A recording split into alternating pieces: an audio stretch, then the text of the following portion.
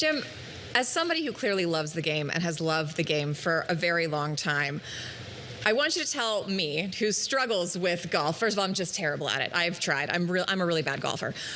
But it's not a game. It's not a game that's experienced from home a lot. So what is your pitch to someone about why golf is so magical, and how do you think having more ways to experience it with this app is going to help someone like me come around on this game that I do want to like it. I promise I do.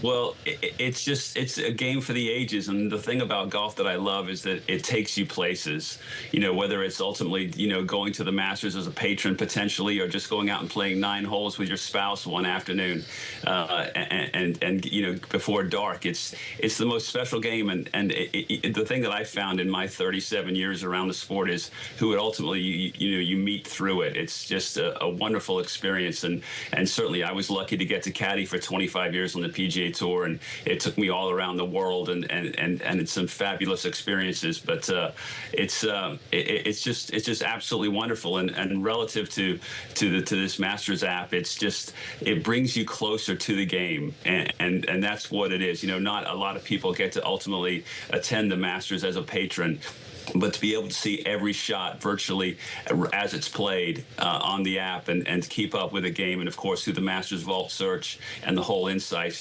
it brings you closer to what is considered to be the most iconic golf tournament anywhere in the world, and just creates that kind of love for the game that so many of us feel.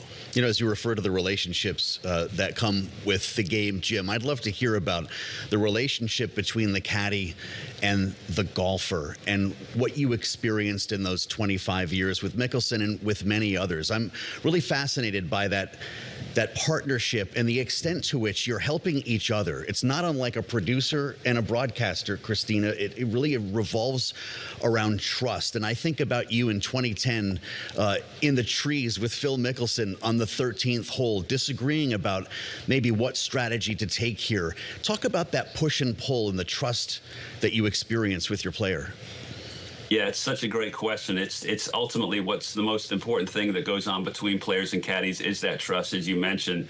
And certainly, it's fascinating to be out there as a caddy with these players, especially at a tournament like the Masters, because ultimately these players are potentially living out their dreams. This is what they've dreamed about since they were a small child, in terms of, ultimately getting to the finish line and putting their arms into that green jacket. So many big decisions are made out there on the golf course between the player and the caddy. And certainly as a caddy, you need to be right 99% of the time. And you referenced that shot from the pine straw there in 2010. Certainly when I spoke to Phil initially about it, he just let me know, hey, I'm going for this green and two no matter what you say. This is going to happen.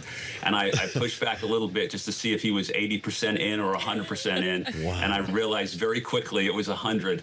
And so we just basically talked over the yardage, which was 204 yards, and he hit the most, the career-defining shot for him, particularly at the Masters. And it was a wonderful thing to witness, and hopefully a testament to the kind of working relationship we had. Legendary. Jonathan, you're an SVP. You make big decisions. Do you have a caddy in your life? Is it important for leaders to have caddies, someone who's going to tell them and fight with them about big decisions? I've got a great team. I'm really fortunate, and I like to say I like to be the dumbest person in the room. I like to be surrounded by people who are a lot smarter than me, and it allows us to get to a better place as an organization. Who are you most looking forward to watching this weekend?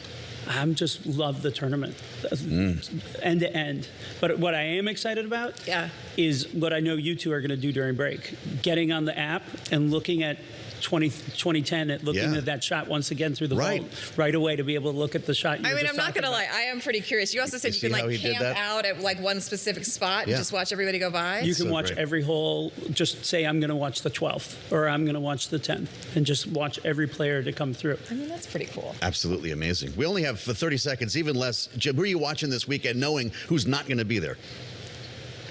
I certainly, what I would hope to see, love to see, would be the ultimate, which is the Scheffler-McIlroy showdown. Certainly, Scotty's won the tournament twice before. I'm a big believer in the fact that if you've won the tournament previously, you play with a whole lot less pressure on you. Rory, of course, got it done last year, so I'm looking for a big head-to-head battle.